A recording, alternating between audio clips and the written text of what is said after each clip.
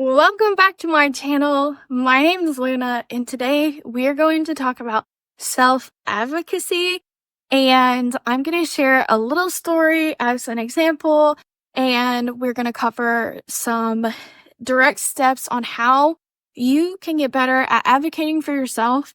Here's the thing. You are the expert of you. You're the expert of your values and everything that you stand for.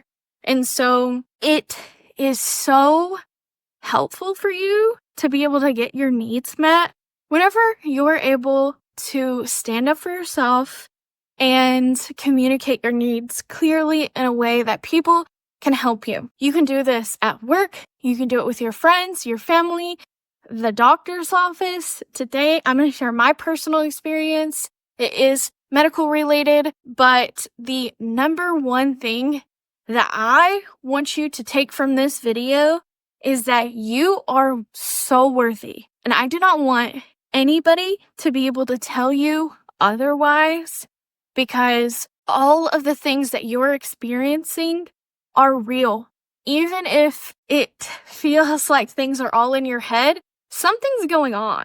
We are going towards getting you from feeling stuck, scared, confused, alone, to moving through your situation with self-advocacy. Now, here's the thing. People are not mind readers, so your number one friend when being a self-advocate is speaking clearly. So let's keep that in mind as we chat. But today I'm gonna go through an overview of what we're gonna talk about, so you know exactly what we're gonna talk about. I'll put timestamps so you can skip through things if you're uncomfortable, but I will say that even though I am sharing a medical example today, I am going to try to spare you from the personal trauma, stick to the facts. I don't want my trauma to be used as entertainment or to sensationalize this topic. I just want to use it as an example, but I am going to be giving enough details so you know how serious the situation was, and you can kind of relate and understand how you can be stuck in a time where you don't know how to advocate for yourself and it can cause issues, but after learning how to advocate, it will hopefully get better. So we're going to talk about my story, my lessons learned, and then we'll go into the steps on how you can start advocating for yourself in your own life. So let's start with my story. This story starts off way back when I was a lot younger. I was 21, something like that. I'm now 32 for some context, some life context. And I was having some reproductive health issues. You know, the typical things that you see people going through with like missed periods and things like that. I also had other concerning symptoms, but for the most part, my doctors were they were delivering news to me that I was too young to be going through anything too serious, that I was probably fine, and that I was overweight. But also, at the time, I didn't know any better. I didn't know that you could just tell a doctor, no, that's not good enough. We need to look further. So, you know, a few years go by, I hear the same thing in the doctor over and over again, that I'm too young, I'm overweight, blah, blah, blah. There's no real substance of why. I poke around for some more information, but nothing's really given. But the situation wasn't dire at this point, so I didn't feel the confidence to be able to stick up for myself and say, hey, no, we need further investigation now. And so after years of getting kind of told, you know, it wasn't, I'm too young and I'm overweight, I went through a full year of being on my period every single day. And even still, the doctors would not budge. They were like doubling down. They were trying to get me to take birth control.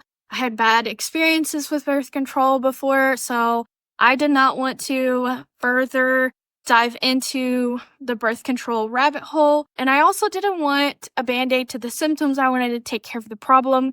But I also still didn't know enough. I didn't feel like I could push further than I did at the time. And I know it's going to be easy whenever you're hearing this of like, something's wrong. Why didn't you like do more? And to be completely honest, it's a learned thing. And when you're in your 20s, that's a time of learning. And also, I am autistic. And so, to be honest, it's hard for me to, for me to speak up sometimes. Like, I get really anxious about it. So, it didn't happen. And so, after I had my period for a year, and I am oversimplifying that. We're not going to go into the details there, but I'm very oversimplifying it for the purposes of this video. But I decided to take matters into my own hands. I did a lot of research, and I did find temporary relief. My cycle seemed to be becoming healthier, and I was feeling overall better. But whenever it came time for my monthly bleed, that still was pretty intense, but I was like, overall, we're getting better, we're making progress, so I'm feeling good about this direction. That leads us to one of the worst periods I ever had in my entire life, and I had communicated with my doctor a few times about how heavy they were and how concerned I was based off of the information that's out there saying, oh, you should go to the ER if you're bleeding more than X amount. And I'm like, yeah, that's me. And then I go to the doctor and they're like, women are resilient. They bleed a lot and you're okay.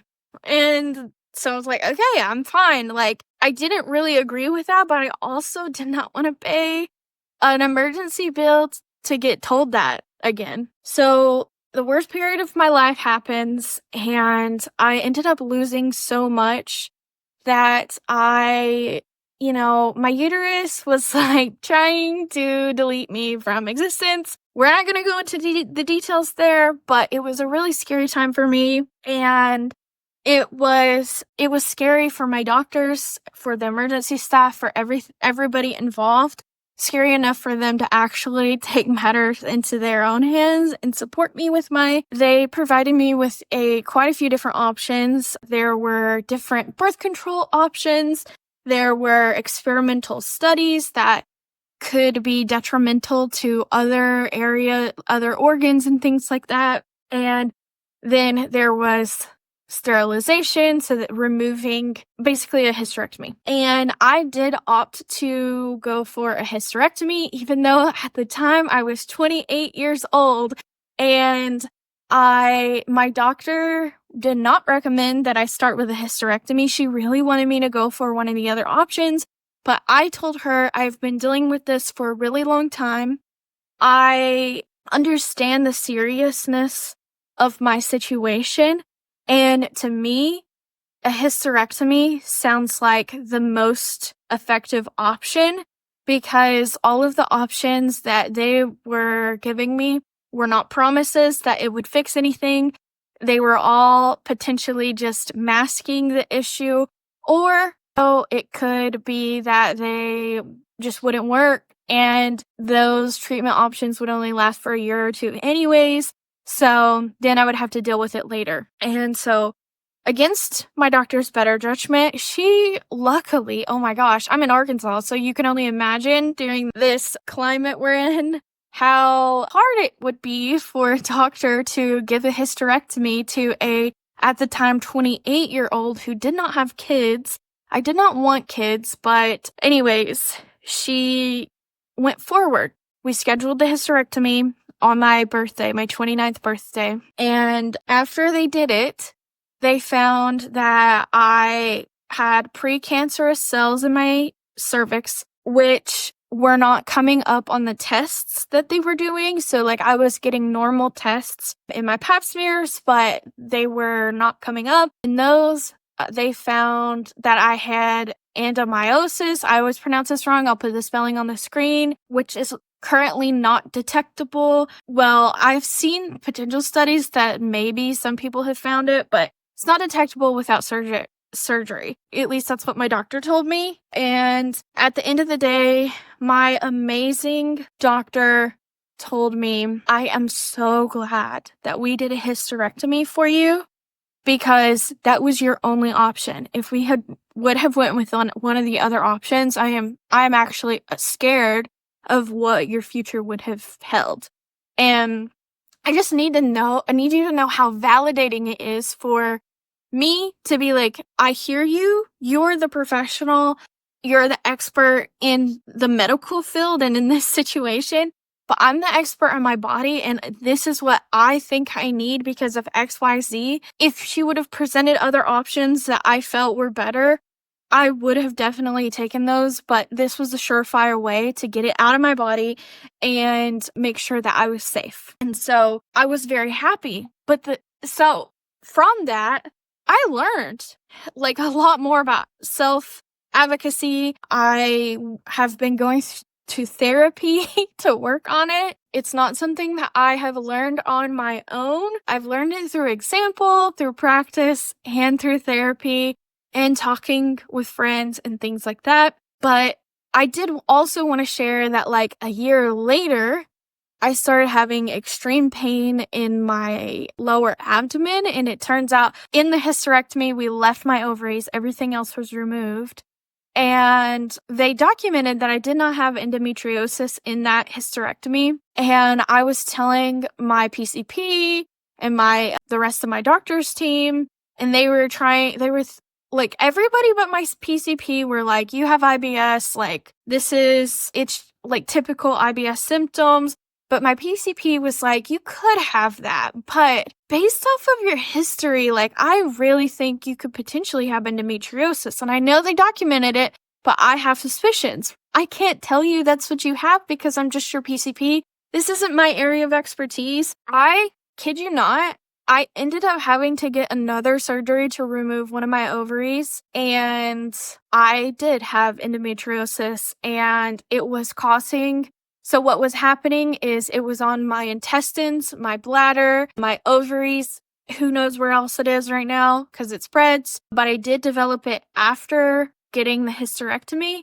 And I found out later that I was having gluten sensitivity. Basically, it was causing me to have inflammation in my intestines, probably throughout my body, but that inflammation was triggering the endometriosis. So I was able to actually find all of that out within 1 year because I was so persistent. I was going to the doctor. I was like demanding answers. We got to figure this out. We got to take care of this. And we did. And it was hard because I was terrified. I felt like I'm coming into somebody's place of work and telling them like, no, I know better.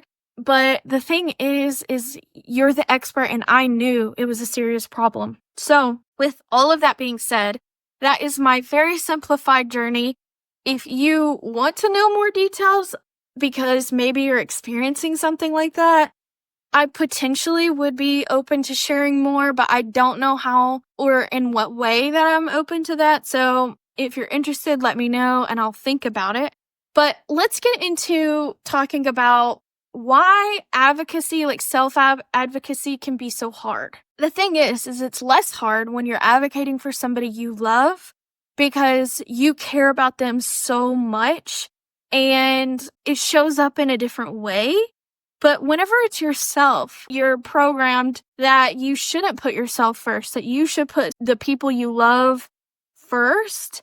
And you're already putting yourself down on that to-do list. The next thing is you're potentially overwhelmed because you could be entering into situations where you're not the expert. You could have so much going on in your life. There's already so much chaos in the world. Like, overwhelm plays into it.